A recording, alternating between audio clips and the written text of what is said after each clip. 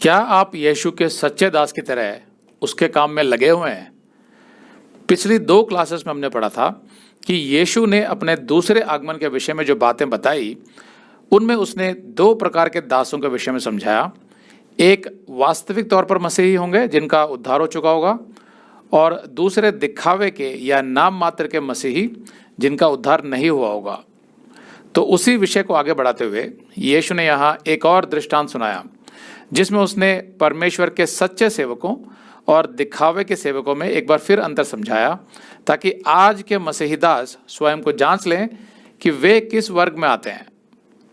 ध्यान रखिए कि ये दृष्टांत और लूका 19:11 से 27 का दृष्टांत पढ़ने में समान लगते हैं, लेकिन वास्तव में इनमें थोड़ा अंतर है। लूका के दृष्टांत में जब स्वामी दूर देश को गया था, तो वो अपने सब दासों को बराबर मोहरें देकर गया था। लेकिन यहाँ मत्ती में हम देखेंगे कि जब स्वामी गया तो वो अपने सब दासों को अलग अलग मात्रा में तोड़े यानी टैलेंट देकर जाता है, उनके सामर्थ्य के अनुसार। तो लूका में समान मोहरों का अर्थ है सुसमाचार और उस पर विश्वास करने की क्षमता, जो हर दास को बराबर मिला हुआ है। अब जो दास जितना विश्वास करेगा और सुसमाचार के प्रचार में जितना योगदान देगा, उसके आधार पर ही उसका प्रतिफल निश्चित होगा। यहाँ मैं एक बात थोड़ा स्पष्ट कर देना चाहता हूँ कि लूका के दृष्टांत में मैंने समझाया था कि उसमें बताए गए सभी दास विश्वासी थे। फर्क सिर्फ इतना था कि उसमें से 2 ने तो यीशु के लिए काम किया, लेकिन एक ने नहीं किया, जिसकी वजह से उसे स्वर्ग में कोई प्रतिफल नहीं मिलेगा। उस दृष्टांत में निकम्मे दास को नरक में डालने की कोई बात नहीं कही गई है, लेकिन कुछ विद्वानों को मानना है कि वो दास वास्तव में अविश्वासी ही था। लेकिन यहाँ मत्ती में तो जो दास निकम्मा है वो निश्चित रूप से ही अविश्वासी है, क्योंकि यहाँ उसको नरक में डालने की बात लिखी हुई है। तो आइए आयतें पढ़ते हैं।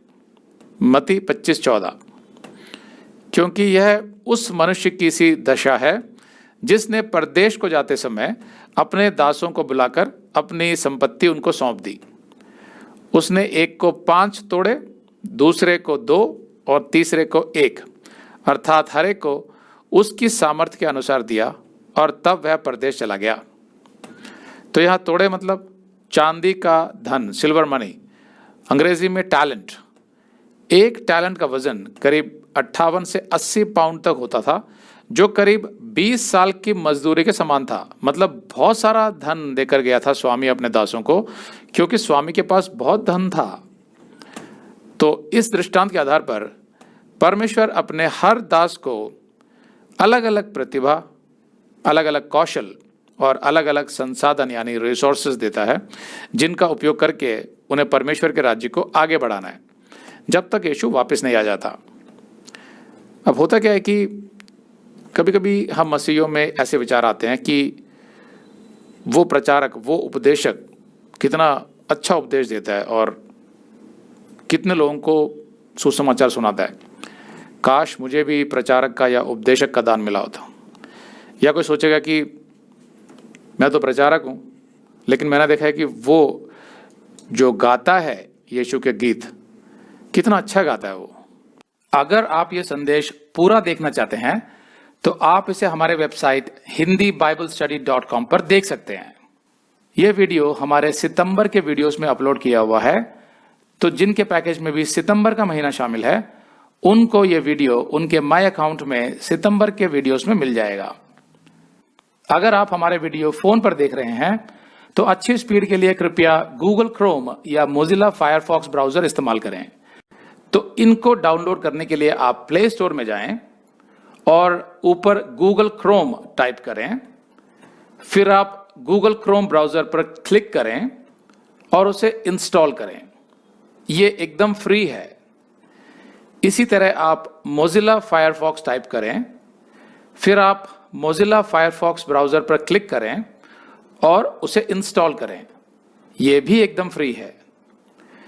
इसके बाद आप गूगल क्रोम ब्राउजर को क्लिक करके उसे खोलें और उसमें hindiBiblestudy.com टाइप करें। मतलब पूरा hindiBiblestudy.com एक साथ बिना किसी गैप के, तब हमारा वेबसाइट गूगल क्रोम में खुल जाएगा और आपके वीडियोस अच्छे से चलेंगे। इसी तरह आप मोजिला फायरफॉक्स ब्राउजर भी क्लिक कर सकते हैं और उसमें भी बिना गैप के hindiBiblestudy.com टाइप कर सकते हैं। उसमें भी हमारे वीडियोस बिल्कुल आराम से चलेंगे। इसके अलावा अगर आप चाहें तो बेहतर स्पीड के लिए आप वीडियो के नीचे बने प्ले बार पर सेटिंग्स का चिन्ह दबाकर 240p 240p सेलेक्ट कर सकते हैं, जिससे आपका बहुत ही कम डेटा खर्च होगा।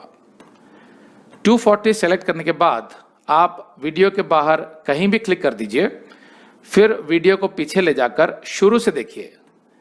अगर आप हमारे वेबसाइट के विषय में जानकारी हासिल करना चाहते हैं तो आप YouTube पर हमारा संदेश देख सकते हैं, जिसका शीर्षक है एक विशेष सूचना, हमारी मिनिस्ट्री का अगला चरण, second phase of our ministry. उसका लिंक इस वीडियो के नीचे दिया हुआ है।